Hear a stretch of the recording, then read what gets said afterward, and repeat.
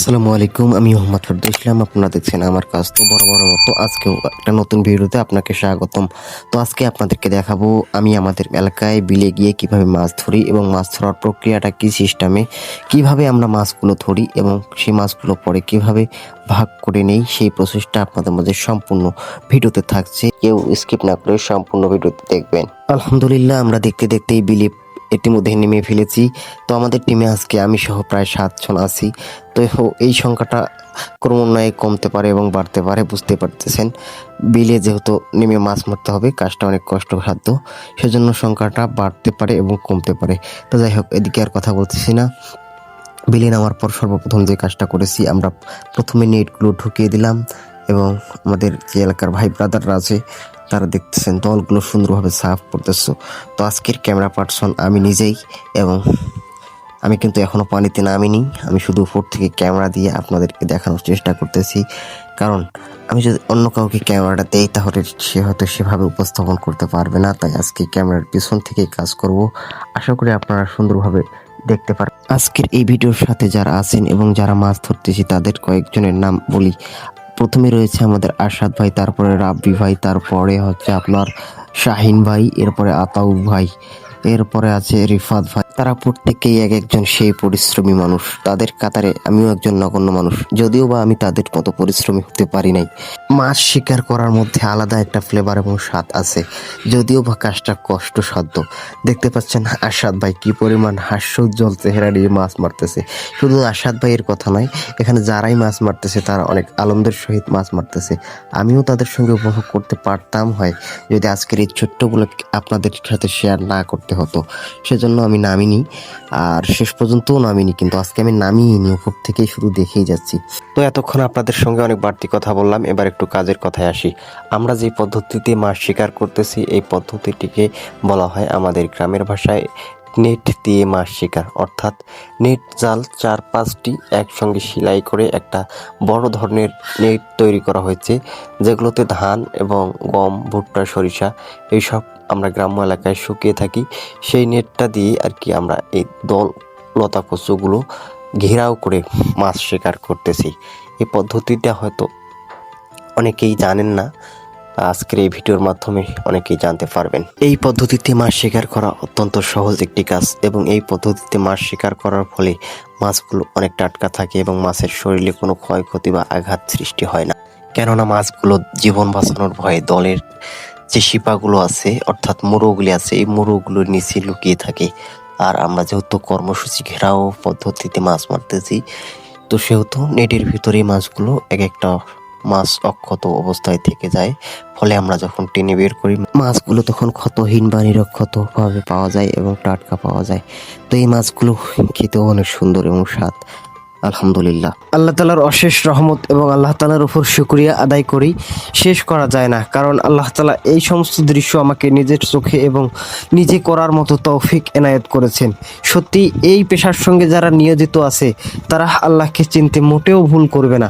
কারণ হাজারো হাজারো নিদর্শন আমরা এই সেক্টরে কাজ করে আল্লাহ তাআলার দেখতে পাই। হাজার হাজার নিদর্শন, যেগুলো দেখে আপনি যদি একেবারে অজ্ঞ হন তবুও এ কথা বলতে বাধ্য হবেন যে আল্লাহ তাআলা একজন আছেন।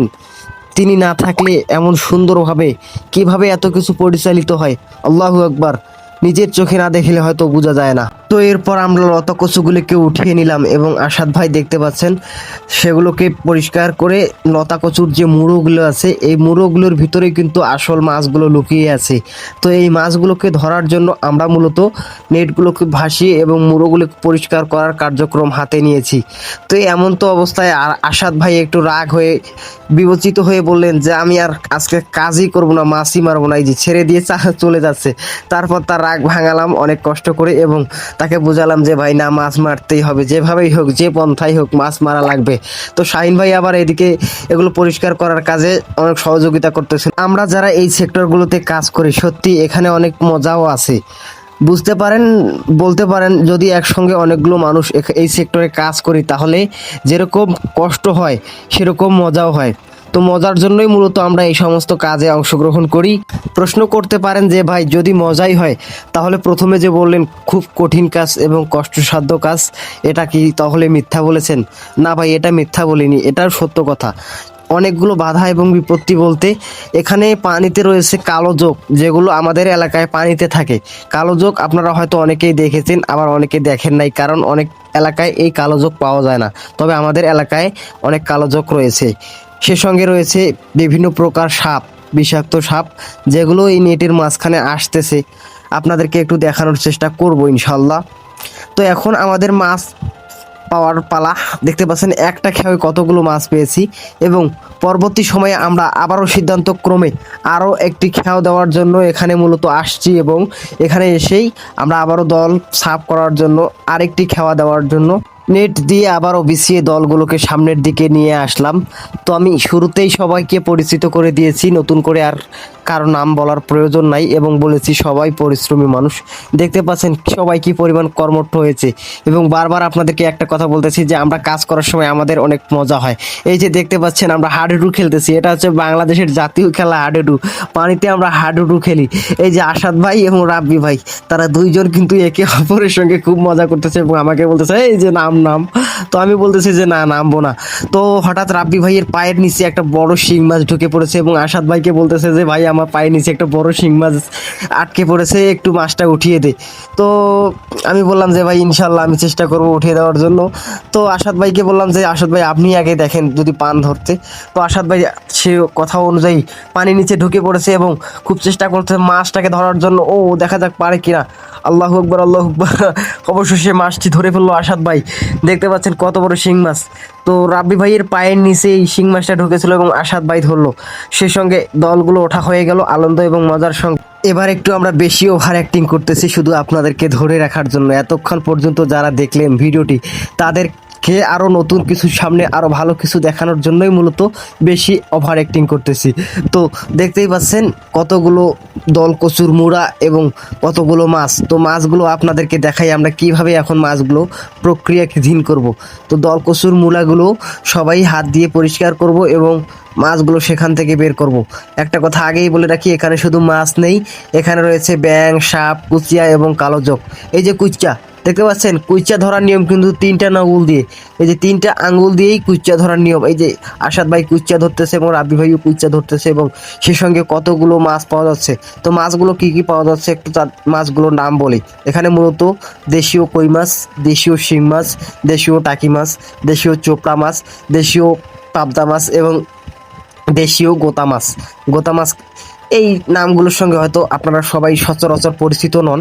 আমাদের এলাকায় আমরা এইভাবেই বলি, যারা যে এলাকায় যেভাবে বলেন। হ্যাঁ, সে সঙ্গে একটা নাম ভুলে গেছি, চ্যাং মাছ কিন্তু আমাদের এদিকে বেশ পাওয়া যাচ্ছে। এই যে দেখতে পাচ্ছেন কুইচা, এই কুইচাগুলো আমি মূলত চাষ করি। ইনশাআল্লাহ আমি নেক্সট ভিডিওতে আপনাদেরকে দেখাবো আমি কতগুলো কুইচা চাষ করি, এবং কুইচা চাষ করার নিয়মটা কি, কিভাবে আমি কুইচা চাষ করি, নেক্সট ভিডিওতে পেয়ে যাবেন ইনশাআল্লাহ।